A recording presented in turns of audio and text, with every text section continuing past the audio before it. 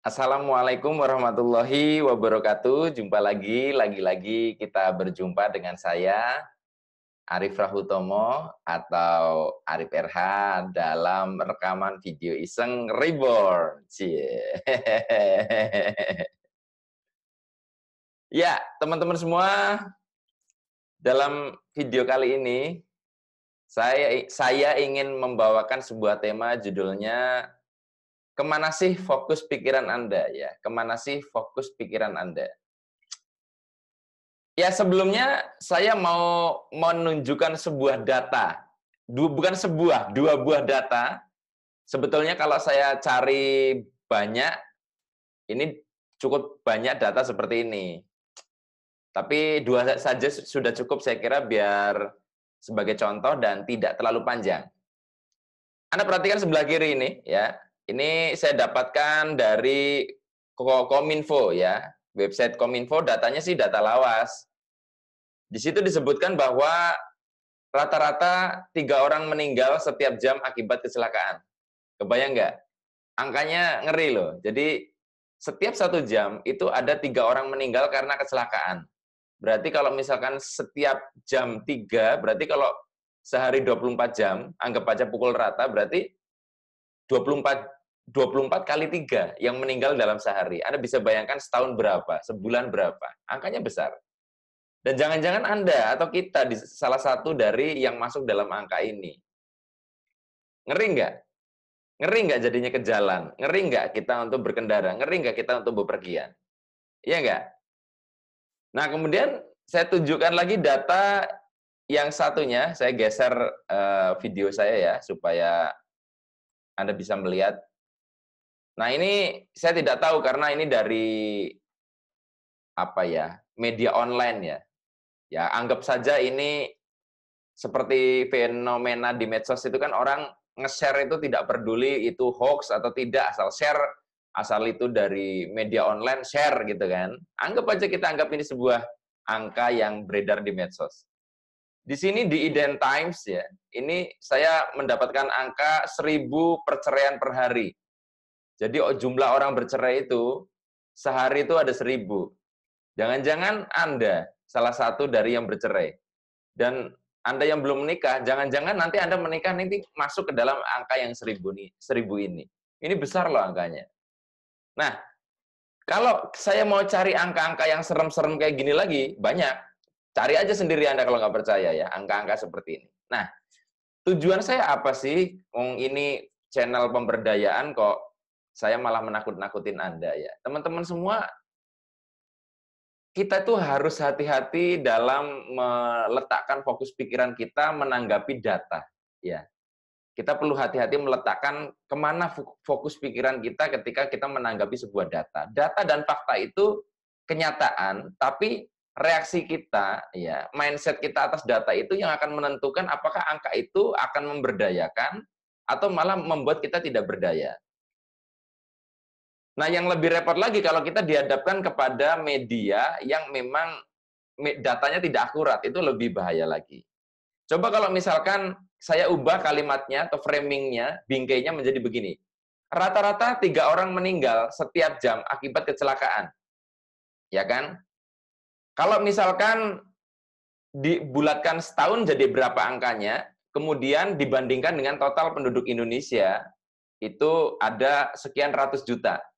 Berarti kan angka itu sebenarnya kecil. Lalu kita berpikir bahwa ya insya Allah kita bukan bagian dari angka itu. Kalau sehari berarti insya Allah ya kita berserah sama Tuhan, kita bukan salah satu dari 3 orang dalam per jam ini. Gitu. Kalau kita meletakkan fokusnya seperti itu, maka akan beda sikapnya. Tetapi kalau kita menggunakan jangan-jangan gue itu satu dari 3 itu, maka akan lain reaksinya. Begitu pula ketika di sini Anda masih jomblo nih, lalu melihat angka 1.000 perceraian per hari. Ketika Anda fokusnya jangan-jangan gue nih dari 1.000, Anda bisa jadi takut nikah. Anda selalu gundah, cemas, jangan-jangan saya nanti diceraikan suami saya kalau Anda seorang wanita.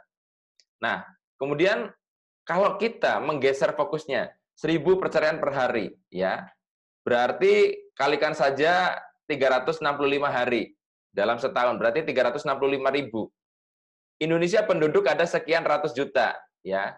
Katakanlah yang usia rentang pernikahan mulai umur 20 ke atas ya, sampai usia berapa gitu dalam zona pernikahan. Saya kira masih di angka yang cukup besar, masih di angka ratusan juta. Nah, kalau kita berpikirnya, ya insya Allah ketika kita mengupayakan berikhtiar, kita tidak termasuk dari angka yang 1.000 perceraian per hari ini. Nah, yang menjadi persoalan adalah kadang kita itu lebih tergoda, ya banyak orang lah, bukan kita, banyak orang lebih tergoda untuk fokus kepada negatif. Sebagaimana saya pernah cerita di video entah kapan itu, ketika saya tunjukkan sebuah kertas, ini apa? Orang akan menjawab kertas, tapi ketika saya kasih titik di tengah, lalu saya tunjukkan lagi, ini apa? Orang akan menjawab titik. Tidak lagi menjawab kertas, padahal titik hanyalah bagian kecil dari bidang putih dari sebuah kertas. Nah, ini teman-teman makanya saya mengajak teman-teman begini, yuk mari lebih bijak mensikapi data, karena data itu apa adanya kalau memang data itu benar. Apalagi ke hoax, kalau data itu bohong lebih bahaya lagi. Yang lebih utama adalah bagaimana kita membangun fokus pikiran kita untuk mensikapi data itu. Karena ini implikasinya panjang kalau kita lihat secara psikologis. Nanti akan menimbulkan fear, rasa takut Anda. Nanti kalau dilihat dari dampak kesehatan, rasa takut berlebihan bisa memicu kekebalan tubuh yang rendah yang justru membuat Anda rentan terkena penyakit. Kemudian belum lagi kalau misalkan Anda fokus ke situ, kalau kita bicara tentang vibrasi, justru Anda malah kemungkinan akan menarik peristiwa-peristiwa atau lebih mendekatkan diri Anda untuk menjadi salah satu peristiwa yang Anda takutkan itu. Karena apa yang Anda takutkan menjadi fokus utama Anda. Itu dia.